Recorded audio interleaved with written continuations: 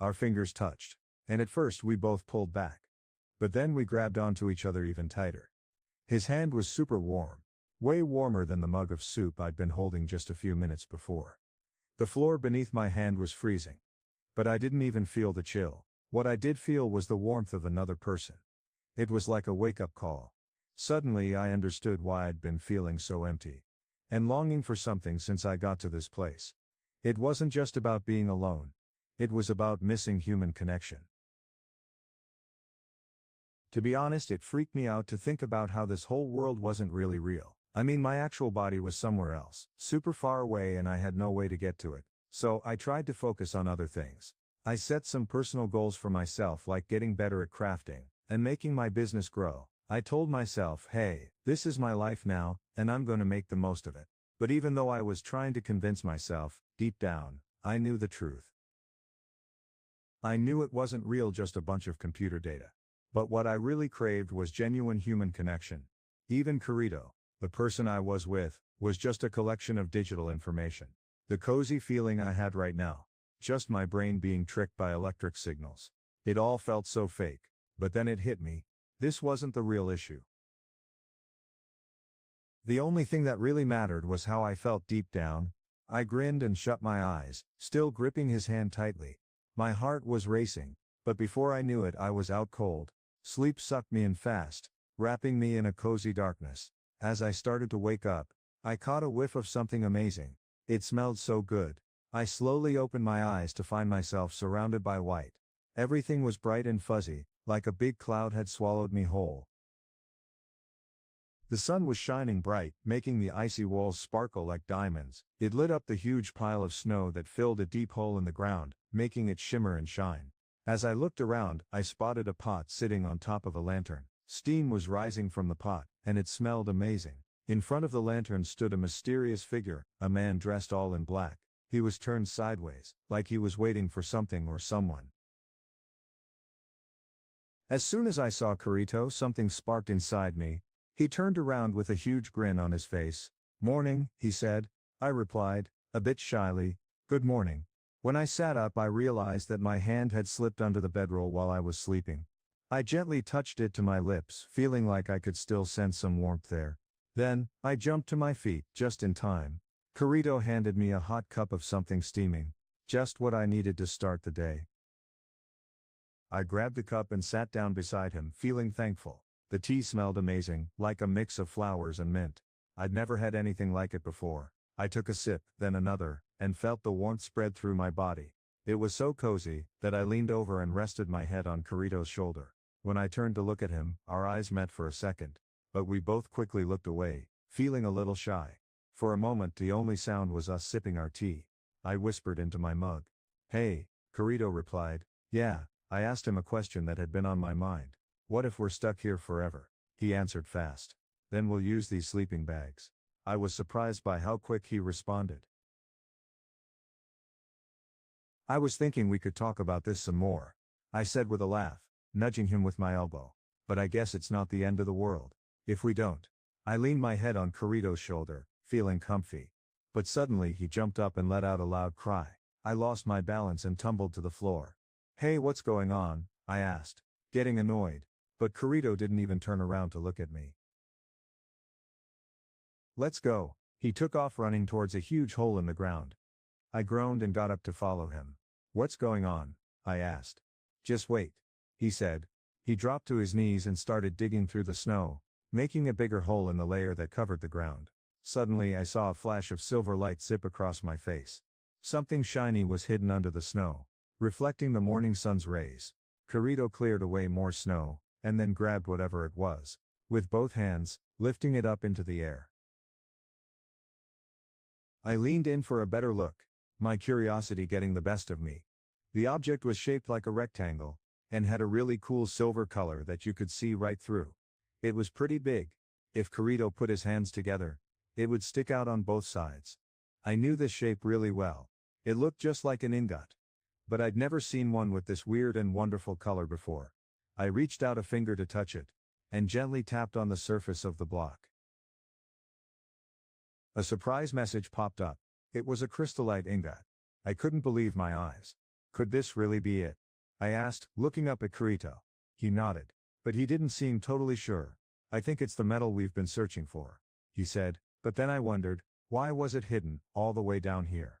Kirito thought about it for a moment, studying the ingot carefully. Suddenly his eyes lit up with understanding.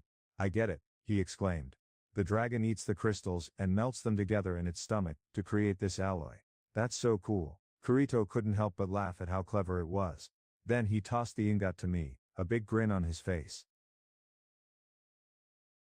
I quickly grabbed the object with both hands and held it tight against my chest. Come on, tell me what's going on, I said, frustrated. I'm sick of not knowing what's happening. Then Kirito dropped a bombshell. This isn't a trap, it's a dragon's nest. I couldn't believe it. What? He explained that the weird object I was holding was actually something the dragon had left behind. And by left behind I mean it was the dragon's poop. I looked down at the thing in my hands, and my face scrunched up in disgust. Gross, I shouted, tossing it back to Kirito. He caught it easily with his fingertips and bounced it right back to me. Whoa, he said, laughing. We played a crazy game of hot potato, tossing the ingot back and forth like a couple of goofballs. But Kirito quickly got serious and opened his inventory to stash it away. Yes, we've got what we came for, he said. Now all we need to do is get out of here. We chimed in at the same time, exchanging nervous glances. We both let out a deep sigh. I guess it's time to think outside the box and come up with some ideas. One of us said. The other nodded in agreement. Yeah, let's start brainstorming and see what works. Wouldn't it be awesome if we had wings like a dragon? I started to say, but then I froze. My mouth was hanging open in shock. Kirito looked at me with a puzzled expression. What's wrong, Liz? He asked. I reminded him, you said this is a dragon's nest, right? There's dragon poop everywhere. Kirito rolled his eyes. Okay, we get it. There's poop. But think about this, if the dragon only comes out at night, that means it will come back to its nest in the morning. Won't it? We stared at each other for a moment, and then our eyes went up to the top of the pit.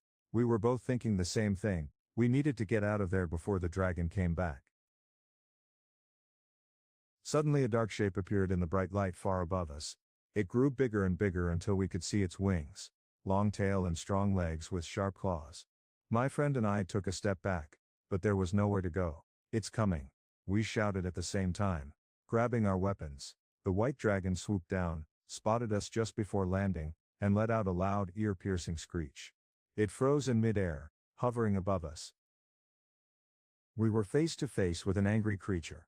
Its glowing red eyes stared us down, and its super long pupils seemed to be saying, "You shouldn't be here." The problem was, we were trapped in a narrow pit with no place to hide. I gripped my mace tightly, trying to calm my racing heart. Kirito jumped in front of me, his sword at the ready. "Stay behind me," he warned. "Don't move until I say it's okay. Remember, if your health starts to drop, grab a potion fast." I nodded, really listening this time. The dragon was getting ready to attack again. It opened its huge mouth and let out a loud screech. Its wings flapped wildly, sending snow flying everywhere. The dragon's long tail slammed into the ground over and over, making deep holes in the snow. Kirito got ready to charge at the dragon with his sword. But then he stopped suddenly. "Wait, no way," he muttered. I asked him what was wrong, but he didn't answer. Instead he put away his sword and grabbed me. Before I knew it, he had tossed me over his shoulder. I was shocked and a little scared. But Kirito just kept going. He started running super fast towards the wall. The world around me became a blur as we zoomed along. Just before we crashed into the wall, Kirito jumped up and started running sideways along it. It was like he did last night. Crazy. I held on tight, wondering what he was doing, and where we were going. This time was different. Instead of soaring upwards, we flew straight ahead. The dragon's head swiveled to keep us in its sights. But Kirito wasn't having it. He fired up his boosters and zoomed forward, leaving the beast in the dust. A few seconds later we thudded back down to earth. I felt dizzy from the wild ride, and my eyes blurred for a second. But when I blinked them clear, I saw the dragon's rear end coming into view. The dragon had lost track of us, and was frantically searching on the wrong side of the hole. I thought Kirito was going to sneak up and attack it from behind, but he did something totally unexpected. He snuck up quietly and grabbed the dragon by the tip of its tail. The dragon let out a loud screech, like it was totally shocked and annoyed. Did that sound like a scream of surprise to you too? I was totally confused about Kirito's plan. And before I knew it, I was yelling too. But then the dragon flapped its massive wings and started soaring up into the air at an insane speed. The wind rushed past my face with a loud whoosh, and I felt like I'd been launched from a catapult. I was flying through the air, totally out of control. Whoa, we were blasting up the shaft like rockets. The dragon's tail was swishing back and forth, making us swing from side to side. Below us, the floor of the pit looked like it was shrinking away. Kirito yelled, "Hold on tight, Liz." I grabbed onto his neck with all my might. As we zoomed upward, the sunlight bouncing off the icy walls started to fade. The sound of the wind rushing past my ears changed too. It was like a weird cool whistle that was getting higher and higher. Then bam! A burst of white light happened, and suddenly we were out of the hole. When I opened my eyes again, I got an amazing view. The whole 55th floor was spread out in front of me like a map. Right below us was a beautiful snowy mountain that looked like a perfect triangle. In the distance, I could see a tiny village that looked like a bunch of small dots. As we flew over the huge snowfield and dense forest, I spotted something amazing. Mint City. The roofs of the buildings were all sloped, and they sparkled like diamonds in the morning light. I couldn't help but gasp in awe. Wow, I breathed. Kirito let out a loud yama as he released his grip on the dragon's tail. He wrapped his arms tightly around me, and we started spinning through the air. It was a super short flight, but it felt like it lasted forever. I couldn't stop grinning. The bright light and rushing wind were like a breath of fresh air, making me feel alive. My feelings were about to spill out everywhere. I yelled at the top of my lungs. "Hey, Kirito." He looked at me surprised and shouted back. "What?" I took a deep breath and blurted out, "I really like you." But he just shook his head, cupping his hand around his ear. "I couldn't hear you." He yelled back. I laughed and said, "Nothing." Then I threw my arms around his neck and let out a crazy laugh. Our amazing moment was coming to an end as we hurtled towards the ground. Kirito took a deep breath, spread his legs wide, and got ready for a big landing. Then bam! We hit the snow and it exploded upward. For a few seconds we glided smoothly through the air, slipping and sliding like a snowplow through the icy crystals. As we slowed down, Kirito let out a huge sigh of relief. Whew! He plopped down into the snow, exhausted but thrilled to have made it to the edge of the peak in one piece. I let go of Kirito's neck, and we spun around to stare at the huge hole behind us. At the same time, a dragon flew overhead, seemingly confused because it had lost track of us. Kirito reached for his sword, pulled it out halfway, and then put it back. A quirky smile spread across his face as he whispered an apology to the dragon. "Sorry about chasing you every day," he said with a grin. "Things will get better once everyone knows where to find what they're looking for. They'll stop trying to hurt you, and you can finally relax. Just think, you'll be able to live in peace." I know it sounds weird, but yesterday I would have thought it was insane to trust a computer program, even one as cool as Kirito. But somehow his words felt real and genuine to me.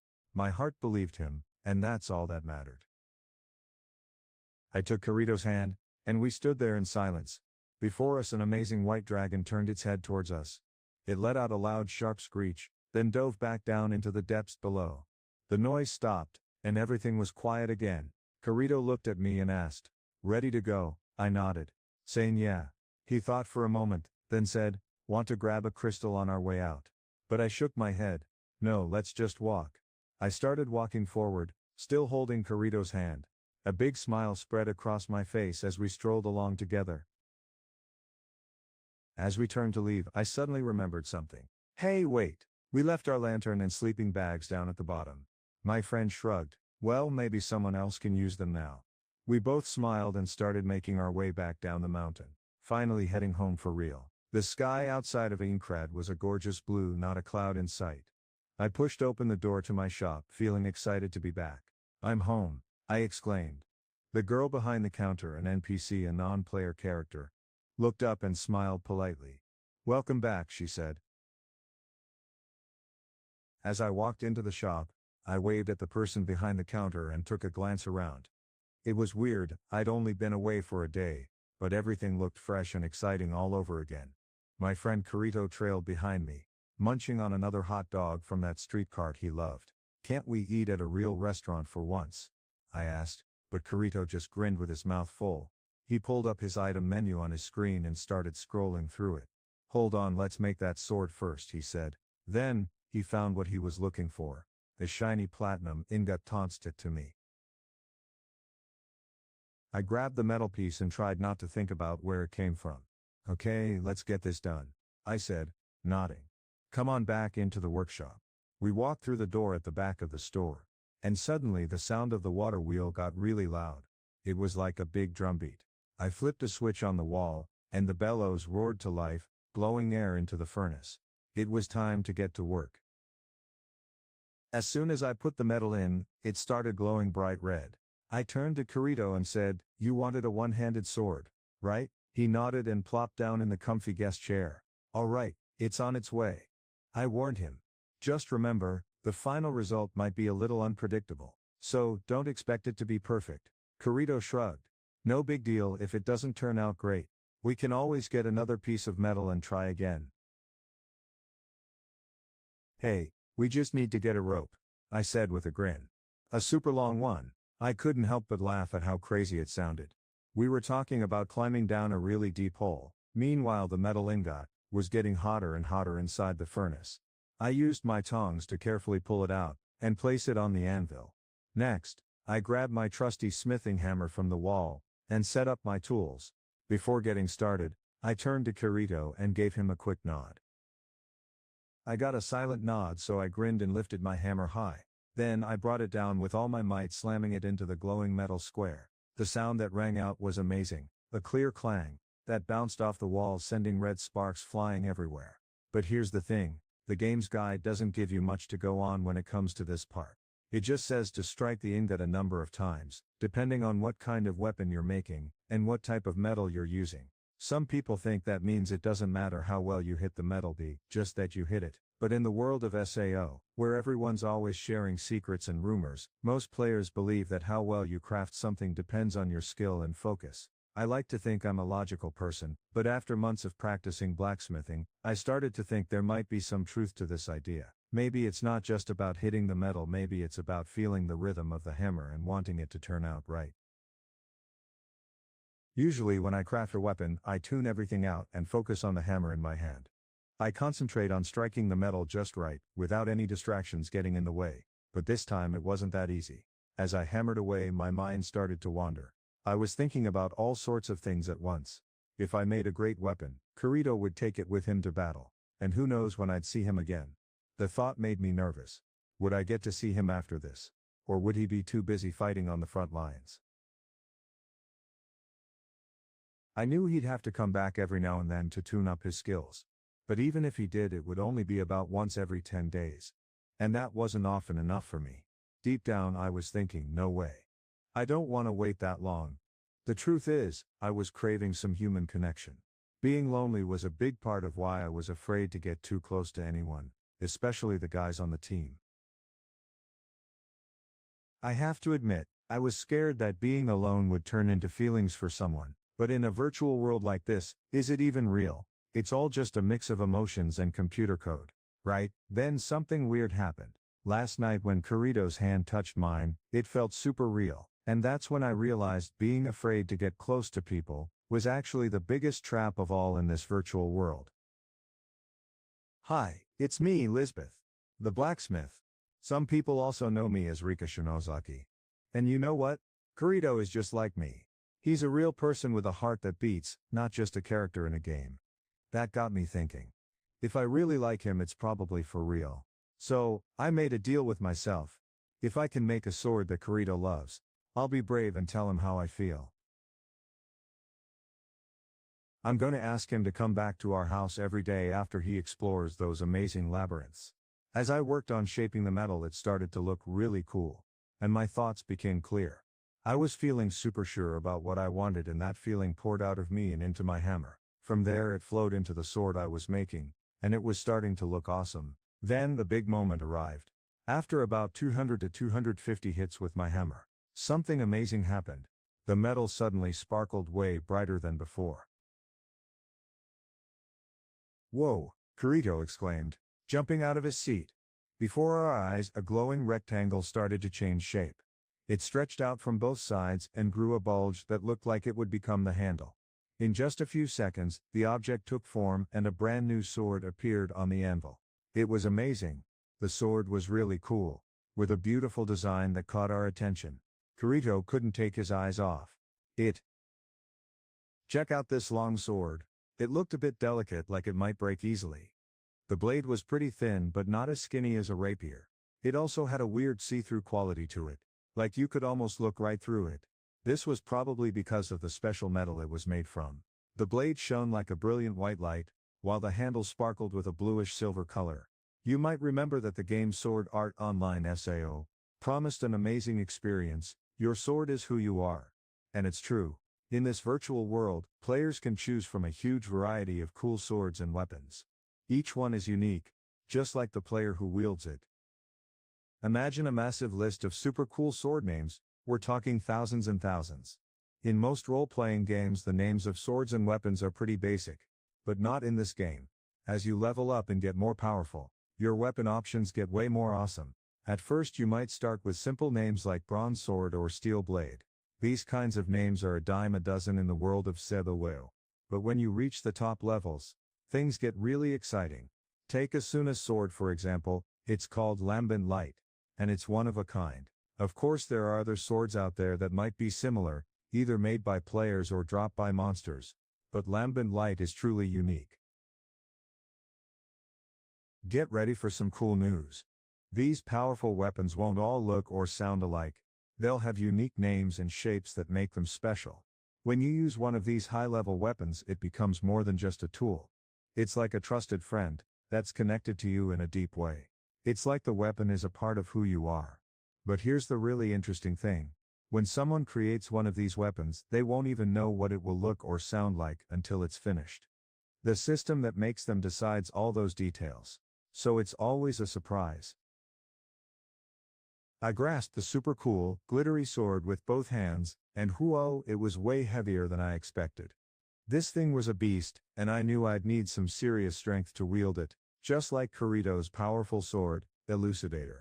I bent my knees and lifted the sword up to my chest, trying to get a feel for it. With my right hand holding the handle, I used my finger to tap on the sword and make a menu pop up. The name Dark Repulsor appeared. Now that was a cool name. Check this out. Someone said, holding up a mysterious sword. I've never seen it before, so I'm sure it's not in any of the weapon lists yet. Want to give it a try? Kirito's eyes lit up as he took the hilt from the person. To his surprise, the sword felt super light, like it was made of air. He headed to his menu and started messing around with his equipment settings. He targeted the white sword on the mannequin, eager to see how it would work. The system finally gave the new blade its official stamp of approval. It showed off all the cool stats and details for Kirito to check out. But he didn't bother looking at the numbers. Instead he closed the menu and took a step back. Whoosh! He swung the blade back and forth a few times. I couldn't wait any longer. So what do you think? I asked. Kirito just stared at the sword, his face serious. Then, suddenly a huge smile spread across his face. It's heavy, he said, looking totally stoked.